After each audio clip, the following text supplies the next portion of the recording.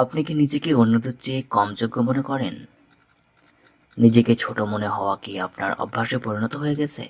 আজ আমরা জানব সেলফ এস্টিম বা আত্মসম্মান কিভাবে গঠিত হয়, কিভাবে তা ভেঙে যায় এবং ইসলাম কিভাবে আমাদের আত্মবিশ্বাস ফিরিয়ে আনার শিক্ষা দেয়। ভিডিওটি শেষ পর্যন্ত দেখুন, কারণ এই আলোচনা আপনার আত্মমর্যাদার ভিত্তিটাকে বদলে দিতে পারে। সেলফ এস্টিম মানে হলো আমরা নিজের সম্পর্কে কেমন ভাবি।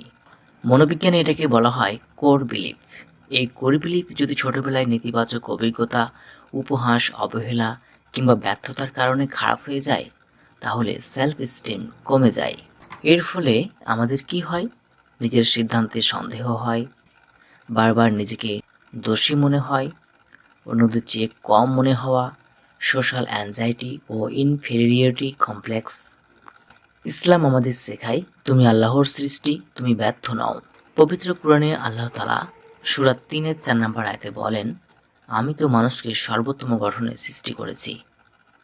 রাসূলুল্লাহ সাল্লাল্লাহু আলাইহি সাল্লাম বলেছেন, তোমরা নিজেকে তুচ্ছ মনে করো না। তিরমিজি। আল্লাহর রাসূল সাল্লাল্লাহু আলাইহি সাল্লাম আমাদের আত্মমর্যাদার এত বেশি গুরুত্ব দিয়েছেন যে কারো আত্মসম্মান ভেঙে যাওয়া যেন গুনাহের মতো বিবেচিত হয়। এখন আমরা জানব এর সমাধান ও প্র্যাকটিক্যাল টিপস।